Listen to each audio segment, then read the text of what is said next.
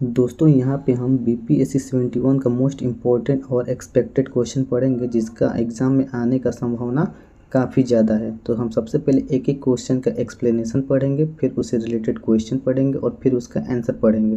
तो प्लीज़ आप इस वीडियो को पूरा अंत तक ज़रूर देखिएगा।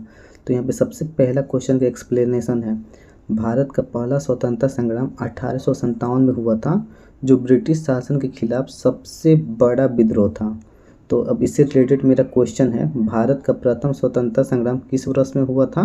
तो यहाँ पे मेरा 1857 में हुआ था। तो यहाँ पे मेरा ऑप्शन नंबर ए हो जाएगा, यानी भारत का प्रथम स्वतंत्रता संग्राम 1857 में हुआ था।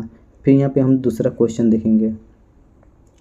तो यहाँ पे मेरा दूसरा क्वेश्चन का एक्सप्लेनेशन है, मौर्य साम्राज्य के संस्थापक चंद्रगुप्त मौर्य थे, यानी मौर्य साम्राज्य के संस्थापक चंद्रगुप्त मौर्य थे।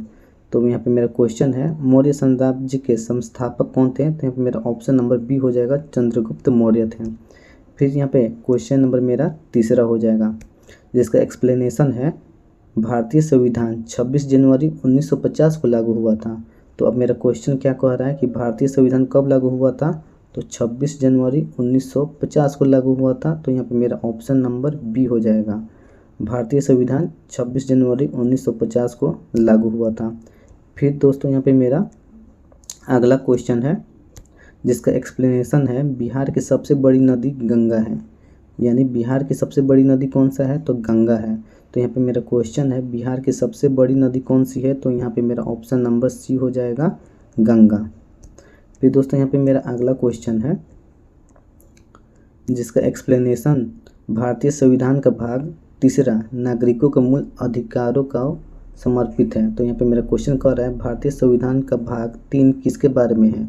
तो यहाँ पे मेरा ऑप्शन नंबर बी हो जाएगा, मौलिक अधिकारों के बारे में समर्पित है।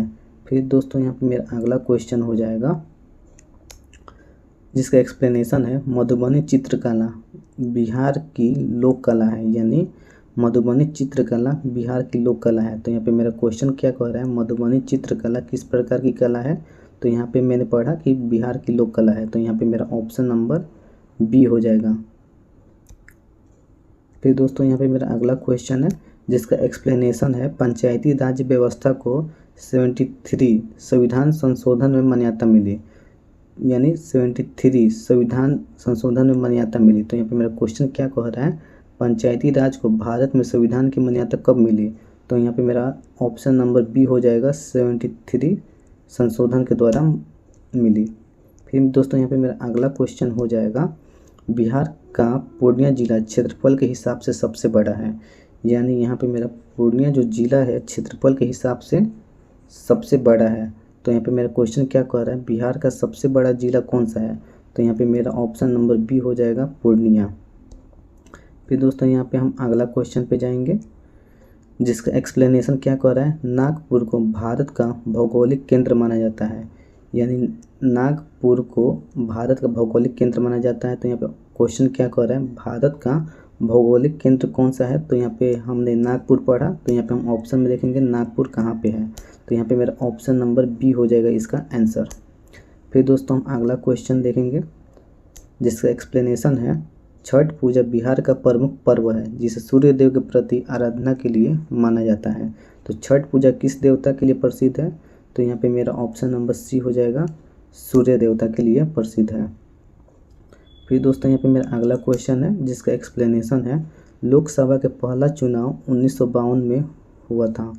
तो यहाँ पे मेरा क्वेश्चन है, भारत में पहली लोकसभा चुनाव कब हुआ था? तो यहाँ पे मेरा ऑप्शन नंबर सी हो जाएगा, 1952 में हुआ था।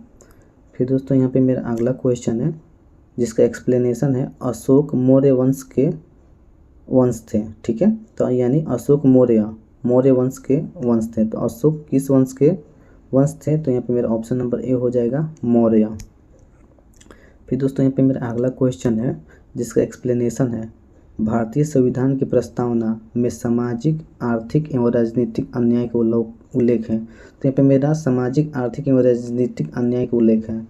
भारतीय संविधान की प्रस्तावना में किस अन्याय का उल्लेख है? यहाँ पे मेरा क्वेश्चन है, तो इसका ऑप्शन नंबर बी हो जाएगा, सामाजिक, आर्थिक और राजनीतिक बात का उल्लेख है। फिर दोस्तों यहाँ पे मेरा अगला क्वेश्चन है, बिहार की राजधानी पटना है। तो यहाँ पे मेरा ऑप्शन नंबर क्या हो जाएगा, ये तो एकदम इजी क्वेश्चन था, पटना हो जाएगा। फिर दोस्तों यहाँ पे मेरा नेक्स्ट क्वेश्चन है जिसका एक्सप्लेनेशन है भारत की अर्थव्यवस्था में कृषि का महत्वपूर्ण योगदान है। यानी यहाँ पे कृषि का महत्वपूर्ण योगदान है भारत की अर्थव्यवस्था में। तो यहाँ पे क्वेश्चन मेरा क्या कह रहा है, भारत की अर्थव्यवस्था किस क्षेत्र पर आधारित है, तो यहाँ पे मेरा कृषि पर आधारित है। तो यहाँ पे मेरा ऑप्शन नंबर सी हो जाएगा। फिर दोस्तों यहाँ पे मेरा नेक्स्ट क्वेश्चन है जिसका एक्सप्लेनेशन है हिमालय की नंदा देव शाखा को विष्ट पर्वत श्रृंखला कहा जाता है। तो यहाँ पे मेरा क्वेश्चन है विष्ट पर्वत श्रृंखला हिमालय की किस शाखा को कहा जाता है, तो यहाँ पे मेरा ऑप्शन नंबर बी हो जाएगा, नंदा देव क्षेत्र। फिर दोस्तों यहाँ पे मेरा नेक्स्ट क्वेश्चन है जिसका एक्सप्लेनेशन है लोकसभा के अधिकतम सदस्य 552 होते हैं। तो यहाँ पे मेरा क्वेश्चन है लोकसभा के अधिकतम सदस्यों की संख्या क्या है, तो यहाँ पे मेरा ऑप्शन नंबर बी हो जाएगा 552। फिर दोस्तों यहाँ पे मेरा नेक्स्ट क्वेश्चन है जिसका एक्सप्लेनेशन है झांकी बिहार का प्रसिद्ध लोक नृत्य है। तो यहाँ पे मेरा क्वेश्चन क्या कह रहा है बिहार का कौन सा लोक नृत्य प्रसिद्ध है, तो यहाँ पे मेरा ऑप्शन नंबर ए हो जाएगा झांकी। फिर दोस्तों यहाँ पे हम अगला क्वेश्चन पढ़ेंगे जिसका एक्सप्लेनेशन है विधायिकी का कार्य संसद करती है।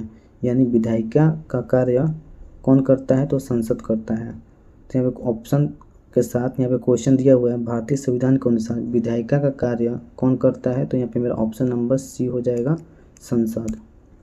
फिर दोस्तों यहाँ पे मेरा अगला क्वेश्चन है जिसका एक्सप्लेनेशन दिया है वैशाली बिहार का एक प्राचीन बौद्ध स्थल है।